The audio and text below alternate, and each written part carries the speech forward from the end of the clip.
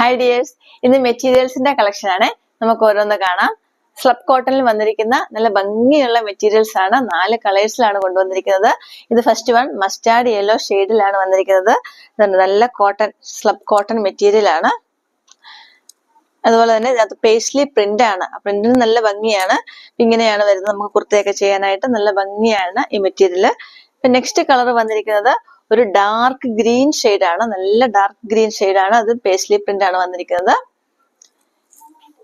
Next വന്നിരിക്കുന്നത് ഒരു brick orange ആണ്.